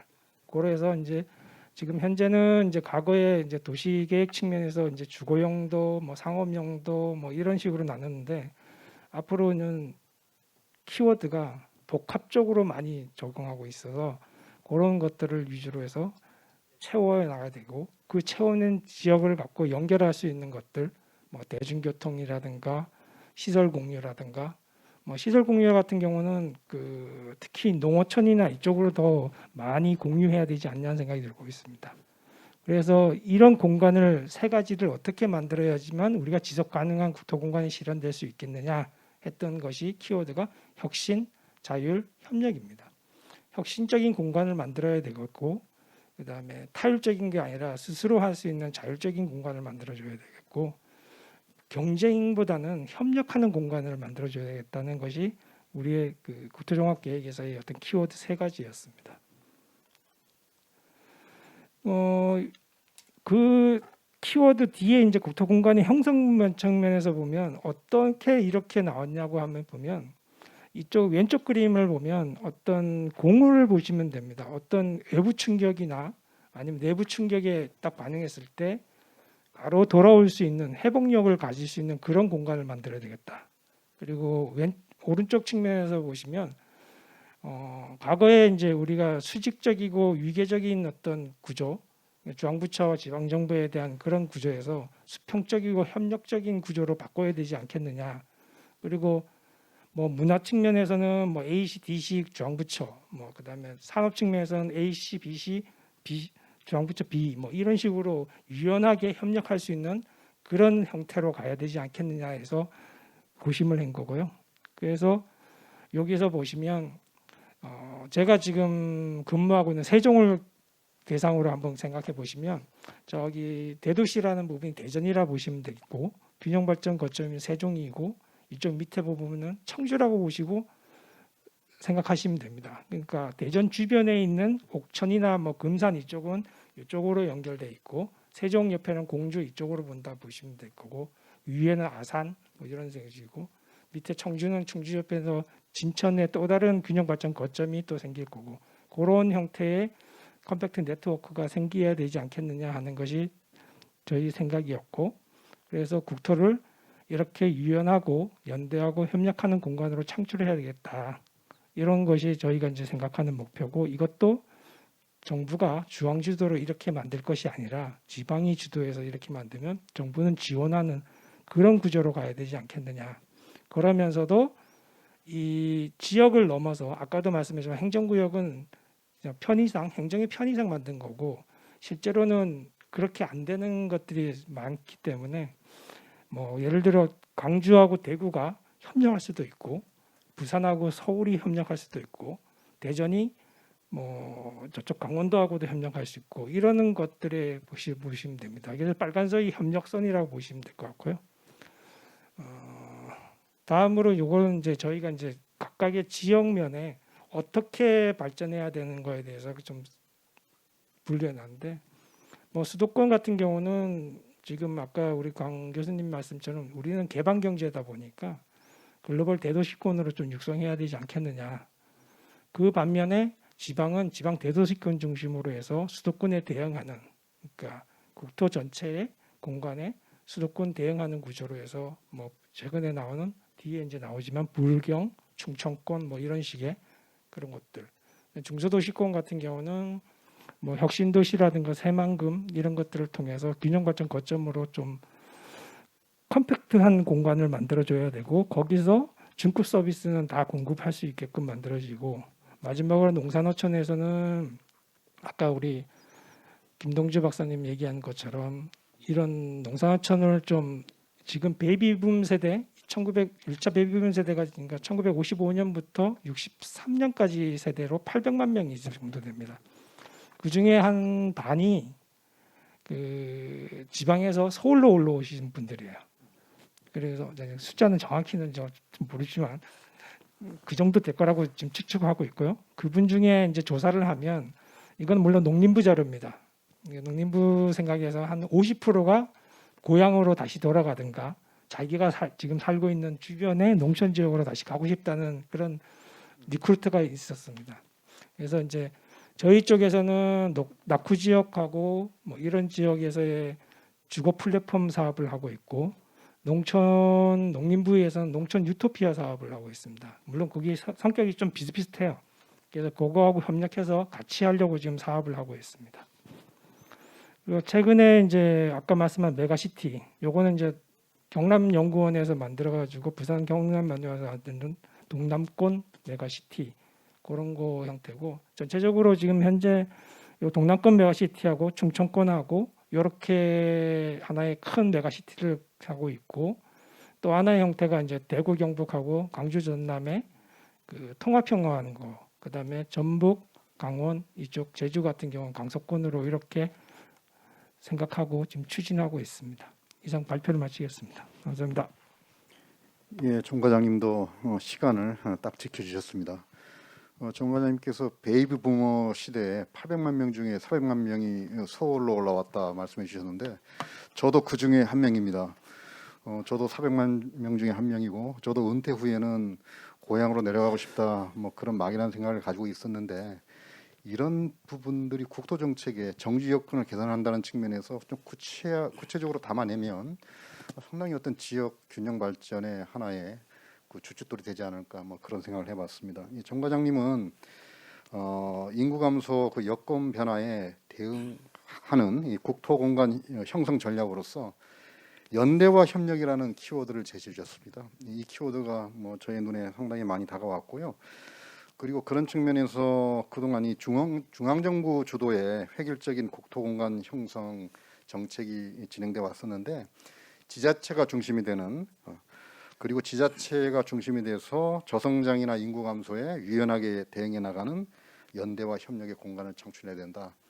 그 예로서 동남권 메가시티의 사례를 말씀해 주셨는데 동남권 메가시티는 우리 김동주 원장님께서 말씀하신 또 초광역 메가시티를 기반으로 하는 이 다극 체제 국토공간 개편과 또 일맥 맞닿아 있다 한번 그런 생각을 해봤습니다. 다시 한번 감사드리고요. 패널 발표 마지막으로 이 조덕호 회장님께 부탁드리겠습니다. 조 회장님은 미국 서던 캘리포니아 주립대학에서 도시 및 지역 계획 분야로 공학 박사 학위를 수여했습니다. 그동안 대한지방자치학회 한국정부학회 회장을 이제 역임을 했고요. 현재 한국지역개발학회 회장으로 활동하고 계십니다. 조덕호 회장님 토론 발표 부탁드립니다. 예, 방금 소개받은 한국지역개발학회 조덕호입니다. 오늘 한반도 포럼에 귀한 자리에 초대해 주셔서 감사를 드리고요. 우선 앞에 발표자분과 토론자 사회자분께서 좋은 말씀을 해주셨기 때문에 저는 이 중복되지 않는 범위 내에서 정책 위주로 간략하게 말씀을 드리도록 하겠습니다. 저는 발표 자료보다는 저 자신이 우리나라 한국의 그 지역 불균형 발전의 대표적인 이그젠플입니다. 저희 고향은 저 어제도 갔다 왔습니다. 시골 산촌에 이제 자리 잡고 있고요. 저희 학교는 지방 소멸 대학에 지금 속하고 있고요. 그다음에 저는 지방 소멸 도시에 살고 있고요. 그다음에 집은 또 대구 집으로 왔다 갔다 하고 또 지금 현재 하는 역할은 한국지역개발학회장으로 서울로 왔다 갔다 하고 있어서 온몸으로 한국의 문제를 느끼고 있습니다. 그래서 사실상 지방 사람이 이런 자리에 오기 어려운데 아마 지역개발학회 덕분에 왔지 않나 생각을 하고요. 정책 포럼에서 그럼 지방에서 너들은 도대체 뭘 하고 있느냐? 제가 한 가지만 말씀을 드리면 여러분 혹시 아실지 모르겠습니다만 너무 분위기가 딱딱해지는 것 같아서 혹시 주택연금, 농지연금을 들어보신지 모르겠습니다.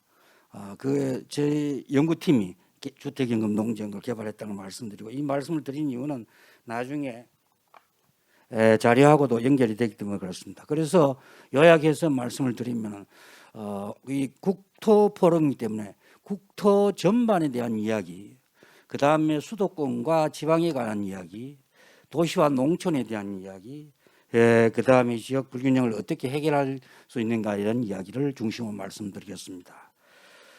우선 우리나라 전체 인구 구조는 아까 항아리형 구조라고 말씀을 드렸는데 제가 이야기하고 싶은 것은 직업 구조는 또 어떻게 어떨까? 직업 구조는 제가 이야기하고 여러 가지로 이야기가 나왔습니다. 전형적으로 장구형 직업 구조입니다. 장구형 직업 구조가 뭐고 하면 밑에 바닥이 굉장히 많고 상위 창조 개발 쪽이 굉장히 많고 중간에 관리층이 거의 없어지는 계층입니다. 그런데 바닥층은 지금 외국인 노동자나 이런 그 노인들로 채워지고 있고요. 그다음 위에 창조 계층은 거의 가지 못하는 그런 현상으로 해서 청년 실업은 당연한 현상으로 나타나고 있는 문제를 해결해야 된다고 봅니다. 그래서 지금 이제 우리나라에서 가장 큰 문제 중에 하나가 도시화로 인한 여러 가지 문제점으로 나타나고 있습니다만 우리가 200년 정도 도시화를 했습니다. 그래서 제가 주장하는 것은 200년 정도 도시화를 했으면 이제 도시화를 좀 손을 놓을 때가 안 됐나. 결론으로 말씀드리면 우리 농촌화 한번 해보자 이겁니다. 그래서 우선 이제 그걸 농촌화를 하는 데서 우리나라의 어떤 도시화가 이렇게 된 이유는 우리나라가 바로 저는 수도권을 향해서 서울을 향해서 모든 것이 밑 빠진 깔때기형 회오리형 깔때기 구조라고 표현을 합니다. 밑이 어디로 빠졌나? 해외를 향해서 빠져버려서 모든 것이 수도권으로 휩쓸려 들어오는 그런 구조라는 말씀을 드리고요. 자, 그 다음부터 하나하나 말씀을 드리겠습니다. 우선 국토공간은 우리가 실질적인 국토공간도 중요하지만은 그건 이미 앞에서 말씀을 많이 하셨기 때문에 소위 디지털 국토에 대해서도 의논을 해야 될 겁니다. 그래서 저희 학회에서 주장한 것이 바로 위지통 디지털 국토. 위지통이 뭐가 하면 위성 영상 국가 지리정보 시스템 통계 데이터를 융합하는 그런 빅데이터를 생산하는 그런 구조를 가지고 있습니다. 그런데 지금 우리는 그 빅데이터를 만드는 것이 구조적으로 어렵게 되어 있습니다. 왜 그러냐 하면 데이터 구조가 하나는 벽돌이 삼각형이고 하나는 벽돌이 사각형이고 하나는 말목걸입니다. 그래서 융합하기가 매우 어려운 구조로 되어 있습니다. 물론 일부는 융합이 되고 있습니다만, 그래서 데이터베이스 구조를 해서 국토공간에 대한 디지털 국토공간에 대한 영역을 넓혀 나가야 된다는 것을 국토 포럼에서 말씀을 드리고요. 그 다음에 하나는 수도권과 지방에 대한 문제입니다.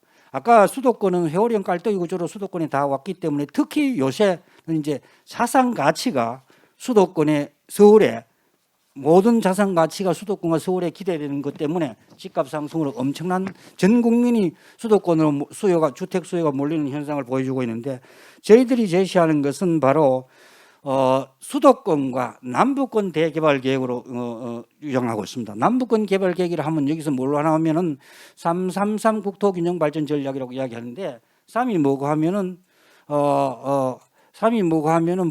지역 세 개, 부울경 세 군데, 부울경 그다음에 대구 경북 광주 전남 이런 식으로 나가고 있습니다. 광주 전남으로 나가고 있고요.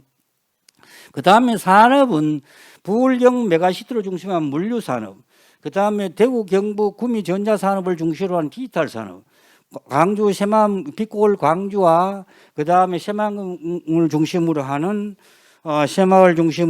그린 산업으로 융합이 되어야 될 거로 생각됩니다. 그래서 소위 말하는 이제 도시 재생도 이제 어느 정도 갖고 공단 재생으로 가야 됩니다. 그 다음에 이제 4차 산업 사회가 되면 이제 디지털 격차가 불가피한데 특히 도농간 격차는 뭐 말할 필요가 없습니다. 그래서 도농간 상생 발전을 어떻게 할 것인가의 문제에 대해서 말씀을 드리도록 하겠습니다. 그래서 도시에는 이제 제가 아까 농지연과 주택연금을 말씀드린 이유가 뭐가 하면 시골에 지금 대부분의 분들이 노인들입니다.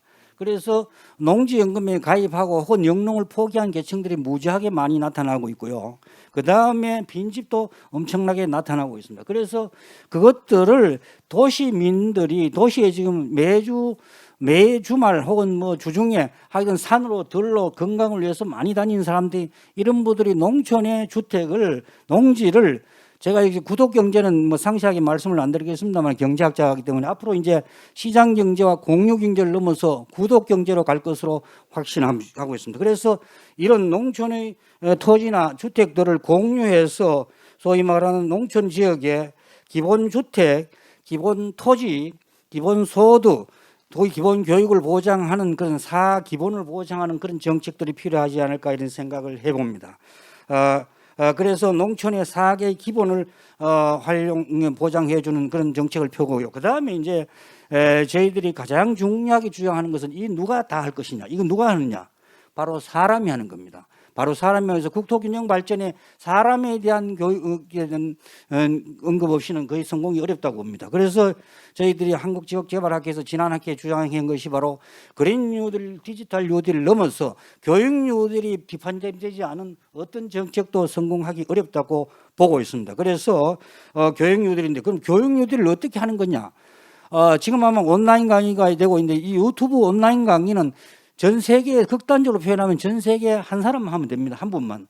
그래서 제가 이제 학교에서 강의를 하고 있습니다만 굉장히 짜증스러운 게 왜 똑같은 강의를 전국 교수들이 하고 있는지 굉장히 궁금합니다. 그래서 저는 저보다 강의 더 잘하는 교수들의 강의를 땡겨다 붙여주는 게 제 하는 일입니다. 그러고 필요하면 학생들과 디스커션하는. 그래서 학생이 수업을 듣는 학생에서 강의를 하는 학생, 토론하는 교수로 대전환이 이루어져야 되지 않을까 이런 생각을 해봅니다. 그 다음에 이제 국제적인 전략으로 살펴보면은 한반도는 세계 유일의 섬나라인 육지국가입니다. 왜냐하면 육로로 국경을 통과할 수 없는 세계 유일의 육지국가입니다. 섬나라보다 더 못한 그런 나라입니다. 그래서 저희들이 좀 공격적으로 이 말은 뭐 이 토론에서 적합할지 모르는지 범위가 조금 넘어날지는 모르겠습니다만은 소위 말하는 중국의 그 어떤 그 1대1로 전략, 러시아의 동진 전략과 합쳐서 소위 부산에서 출발하는 고속도로 이제 KTX 열차가 이제 서울로 해서 의주로 해서 하고 그다음에 저희 동해안 철도를 러시아와 연결하는 그런 대구상을 제시하고자 합니다. 그래서 이제 마지막으로 정리를 하면 국토공간 전체, 그 다음에 서울과 지방, 도시와 농촌, 그 다음에 그것을 활용하는 사람들의 역할, 이런 걸 총체적으로 관리하면서 그다음에 도시화를 넘어서 농촌화 루럴라이제이션을 하면은 바로 4차 산업 시대에 우리가 능동적으로 대처해서 선도국으로 발전할 수 있는, 특히 코로나19를 세계 어느 나라보다 잘 극복하고 있는데 코로나19를 극복할 수 있는 우리가 선도국가로 갈 수 있는 새로운 대전환이 되지 않을까 생각되고 있어 한반도 국토 포럼이 그 디렉션을 제시하는가 하는 생각을 합니다. 그래서 지방에 올라와서 제가 서둘러서 이야기하다 보니 말이 좀 빨라졌는데 아니 요 정도로 제 발표를 마치겠습니다. 감사합니다. 예, 감사합니다. 마지막 세 번째 패널로 지역학회 조덕구 회장님께서 또 시간을 딱 맞춰주셨습니다. 감사드립니다. 조 회장님은 지역개발 전문가시거든요. 그래서 어버나이제이션에 상반되는 루럴라이제이션의 패러다임 전환이 필요하지 않느냐 뭐 그런 말씀해 주셨고, 네 개의 기, 농어촌 사기. 사기라 그래서 뭘까 해서 봤더니 농어촌 기본소득, 기본주택, 기본농지, 기본교육 이 프로젝트를 구체화해야 된다. 뭐 그런 제안을 해주신 발표 자리에서 제가 보고 기억에 남아서 다시 한번 요약을 했습니다. 자, 지금까지 연사와 패널분들의 발표를 모두 들으셨고요. 이제 질문을 받는 순서입니다. 본 행사의 원활한 진행을 위해서 공학할림원에서 사전에 질문지를 받았습니다. 사전 질문을 포함해서 실시간으로 들어온 질문에 대해서 답변을 하는 시간을 갖겠습니다. 현재 유튜브 상에 실시간으로 들어와 있는 분들이 지금 확인해 봤더니 한 200분 정도가 지금 리얼타임으로 실시간으로 시청을 하고 계신 것 같습니다. 그리고 유튜브 상에서 뭐 다양한 몇 가지 질문과 이 코멘트가 왔고요. 이 사전 질문에서도 한 10개 가까운 질문이 이제 사전 질문지에서 취합이 됐는데요. 중복되지 않는 범위 내에서 제가 요약을 해드리고 말씀해 주실 분을 제가 지정을 하도록 진행하겠습니다. 먼저 인구가 줄어들면 지방 경제는 더욱 위축될 가능성이 있고 지방 대학은 더욱 어려울 것 같습니다. 지방 경제를 활성화시킬 수 있는 해법이 궁금합니다. 뭐 이런 내용들, 특히 또 수도권으로 인구 이동이 집중되는 가장 큰 동력은 무엇이라고 생각합니까?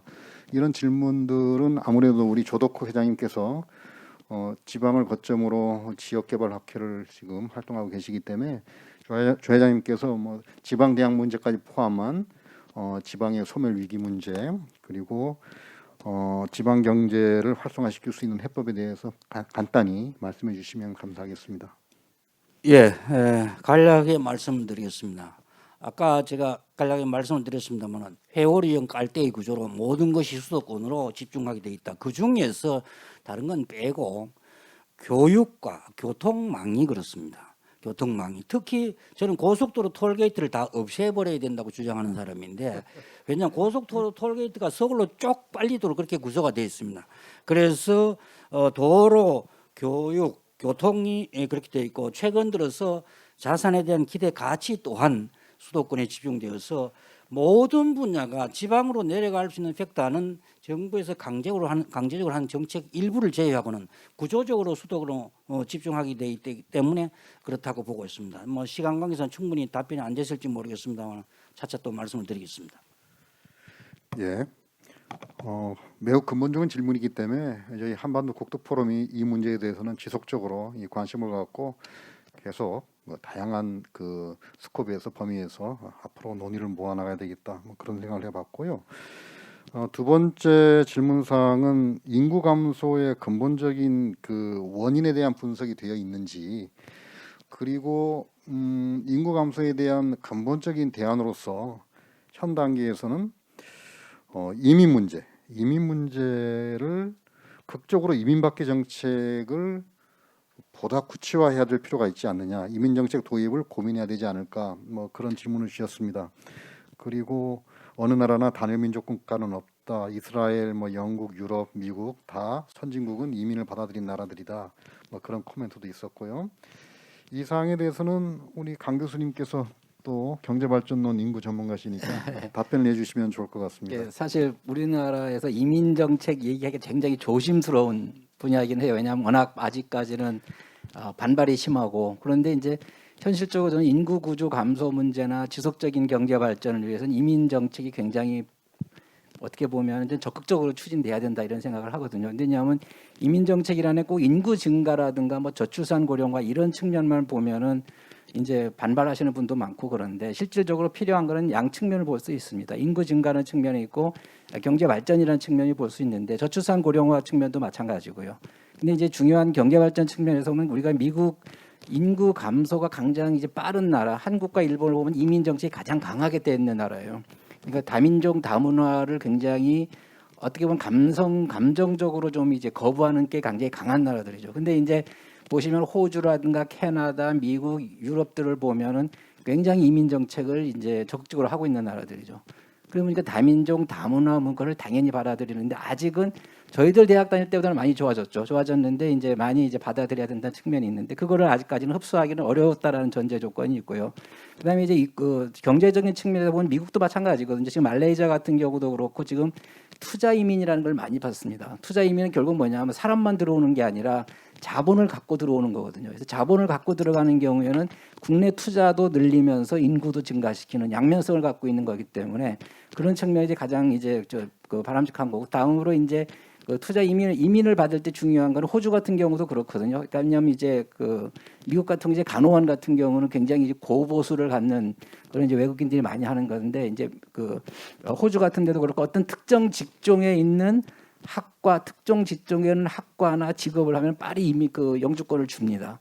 그런 식으로 해서 국내에 노동 시장의 수요 공급이 미스매치되는 부분에 대해서는 굉장히 적극적으로 이제 받아들여서 그 공간을 메꿔주는 역할을 하는 게 또 이민 정책이기 때문에 앞으로 저희들도 이제 뭐 저출산 고령화 때문에 5년 동안 뭐 30조 원을 투자했느니 몇십조 투자했느니 이런 것도 중요한데 뭐 중요합니다. 중요하지만은 그런 한 측면에 또 우리가 글로벌라이제이션이라는 하나의 그 국가로서 봤을 때 투자 이민 뭐 이민 정책도 굉장히 좀 적극적으로 고려하지 않을까 이렇게 생각을 하고 있습니다. 예, 강 교수님 감사드립니다. 지금 시간 여유가 있죠. 한 2개 질문을 더 Q&A를 해도 되겠죠. 한 2가지 질문에 대해서 또 추가 답변을 드리는 시간을 갖겠습니다. 우리 정 과장님께서 답변해 주시면 좋을 것 같은데요. 첫 번째 질문이 지방 쇠퇴 그리고 지방 경제 활성화 이런 문제하고 그 질문도 포함시켜 주시면 좋을 것 같고요. 그리고 인위적인 인구 분산 정책으로 국토 균형 발전 목적이 과연 달성될 수 있을지 가능성이 있는지 우리 정 과장님 말씀으로는 여러 가지 연대와 협력, 자율 이런 부분을 강조를 했는데 여기에 대해서 아무래도 많은 회원님들이 과연 실현 가능성이 있을지 그런 부분에 대해서 질문을 주신 것 같습니다. 정 과장님이 포괄적으로 답변해 주시면 좋을 것 같습니다. 그 지역 세태 문제 같은 경우는 뭐 저도 마찬가지고 우리 사회자님도 마찬가지지만 20대에는 교육 때문에 서울로 왔고 30대는 직장 때문에 결국은 또 서울에 정착을 했고 그거를 통해 또 있다가 직장이 세종으로 가는 바람에 저는 인위적으로 해서 세종으로 왔습니다.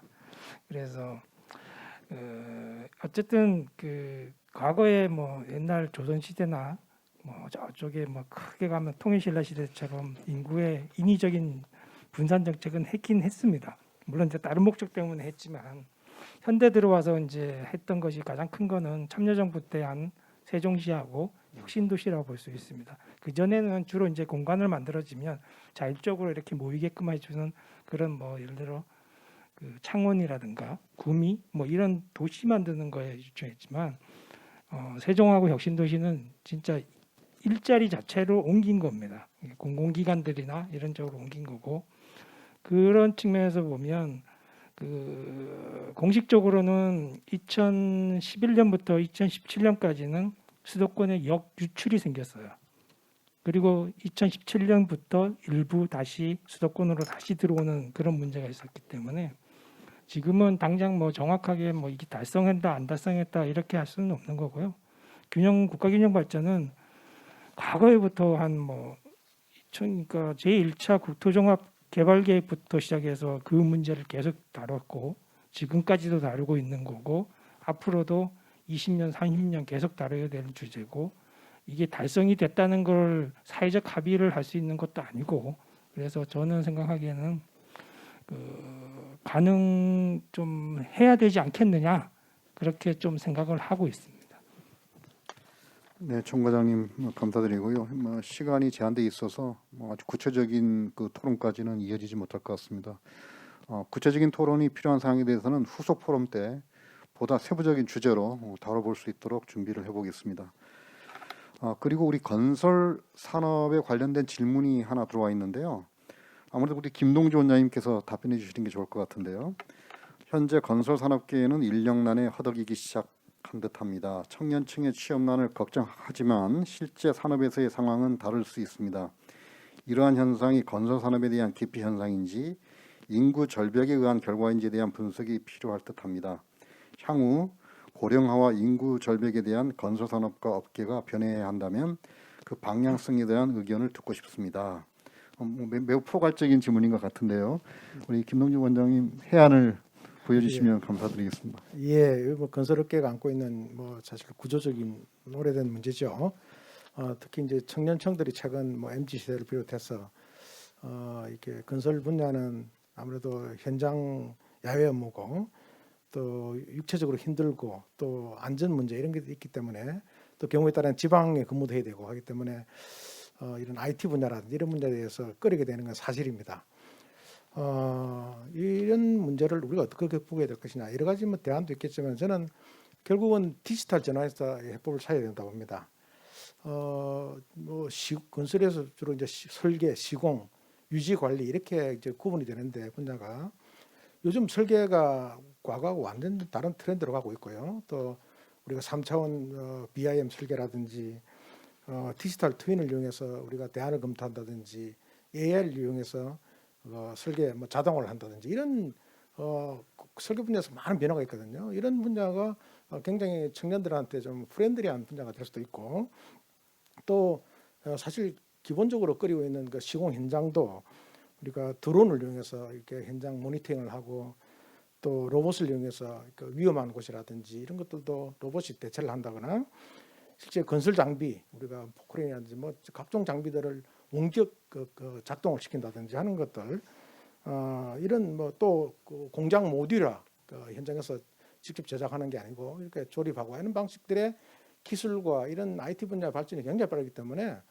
그런 것들은 과거의 어떤 육체로 할 수 있는 분야보다는 상당히 좀 개선된 분야라고 봅니다. 또 유지 관리도 사물 인터넷을 이용해서 이렇게 원격으로 이렇게 그 관리를 하고 또 등등 이런 빅데이터 관리 분석하고 이렇게 하는 것들이 강하기 때문에 요즘 청년들이 IT 기업에 간다 하지만은 또 내용적으로 알고 보면 건설 분야도 이런 게 상당히 관련되고 이런 분야는 또 대폭 앞으로 성장할 것으로 봅니다. 그래서 이런 건설과 디지털이 접합된 이런 접목된 이런 분야를 건설을 위해서도 좋고 또 청년층들이 또 선호하는 분야도 될 수 있기 때문에 이런 분야에 대한 앞으로의 노력이 필요하면 이루어진다면 청년도 좀 더 가까이 다가갈 수 있지 않을까 생각되고 다만 이런 게 되기 위해서는 이제 이런 건설 분야에서도 특히 교육 같은 게 IT 교육 같은 게 앞으로 좀 강화돼야 되고 청년층과 이렇게 소통을 하면서 건설 분야에 소통하면서 이렇게 인재를 같이 함께 모을 수 있는 그런 노력이 뒷받침되면 좀 더 훨씬 호전되지 않을까 생각됩니다. 감사합니다. 예, 우리 김동주 원장님께서 보다 넓은 시각에서 인구 절벽이나 뭐 고령화 현상에 건설 산업계가 어떻게 변화를 준비를 해야 되는지에 대해서 말씀해 주셨습니다. 이상으로 Q&A 세션은 마치겠습니다. 지금 시간이 지금 3시 20분입니다. 3시 반까지는 이제 마무리가 돼야 되기 때문에 Q&A 시간을 마치겠고요. 마지막으로 발표를 해주신 연사님과 이 패널분들께서 혹시 추가 발언하실 사항이 있으면 발언하실 수 있는 기회를 드리겠습니다. 한 1, 2분 정도 혹시 추가적으로 최종적으로 마무리할 사항이 있으면 말씀해 주시기 바랍니다. 우리 기조 발표해 주신 강 교수님이 총괄적으로 한 말씀 해주시죠. 예, 뭐 저는 이제 경제학 쪽이라서 이제 경제적인 시각에서 많이 설명을 드렸는데요. 저는 이제 인구 구조, 인구 문제, 인구 규모 문제, 저출산 고령화라고 하는 인구 그 구조 문제를 단순히 이제 어떤 그 노동력이라든가 아니면 어떤 그런 그 인구 그 사람 수죠. 그걸로 본다면 굉장히 좀 정책이 저는 잘 안 나온다고 생각을 많이 합니다. 이게 결국은 이제 아까 처음에 말씀드렸지만 수요 공급이라는 논리를 통해서 그것이 이제 어떻게 그게 어떤 베니핏이 있고 어떤 코스트가 있고라는 걸 우리가 면밀히 봐야 되고요. 그다음에 마지막에 이제 질문 시간에 말씀드렸지만은 우리나라는 이미 글로벌화돼 있습니다. 많이 개방화돼 있고요. 그렇기 때문에 인구 문제나 저출산 고령화 문제, 그다음에 여러 가지 국토 균형 문제를 하나의 글로벌 시각으로 봤으면 좋겠다. 뭐 여기서 이제 다른 여러 선진국들 가 보면은 우리나라에 비해서 이제 소득이 낮은 나라들도 이 사람의 그 교류나 아니면 이제 여러 가지 건물부터 시작해서 굉장히 글로벌화돼 있거든요. 근데 이제 저희들 학교에서도 예를 들어 뭐 외국인 교수를 데려오려면 데려오기가 굉장히 힘듭니다. 힘든 게 연봉 자체도 중요하지만 결국은 와서 살 수 없다라는 거거든요. 그런 측면에서 보면은 경제나 모든 건 다 글로벌화되어 있는데 인간의 정주 환경은 아직은 글로벌화가 덜 돼 있는 그런 측면에서 보면 인구라든가 저출산 고령화 문제를 우리나라 문제, 우리나라 정부만의 문제로 볼 게 아니라 하나의 글로벌적인 시각에서 이제 봤으면은 좀 더 유연하게 해결될 수 있고 저출산 고령화의 속도를 좀 늦출 수 있지 않을까 이런 생각을 합니다. 그것이 바로 우리가 지속 가능한 발전을 위한 하나의 디딤돌이 될 것이고 이제 우리가 이제 계속적으로 다음 세대한테도 살기 좋은 사회를 만들어 줄 수 있는 그런 계기가 되지 않을까 생각합니다. 예, 강성진 교수님 다시 한번 감사드립니다. 이제 26회 한반도 국토 포럼을 마무리해야 될 시간이 된 것 같습니다. 오늘 좋은 발표를 해주신 연사님과 패널 분들께 다시 한번 감사드립니다. 오늘 포럼의 편집 영상은 유튜브에 업로드될 예정입니다. 그리고 행사 내용은 공학한림원 홈페이지와 이슈페이퍼를 통해 공유를 하도록 하겠습니다. 다음 한반도 국토 포럼은 7월 29일로 예정이 되어 있습니다. 다음 한반도 27회 국토 포럼에서 여러분들을 다시 만나 뵙겠습니다. 다음번 포럼 때는 상황이 많이 좋아져서 오늘 모두 마스크를 끼고 있는데요. 마스크도 벗고 여러분들을 대면으로 만날 수 있는 시간이 빨리 왔으면 좋겠습니다. 장시간 시청해 주셔서 대단히 감사합니다. 고맙습니다.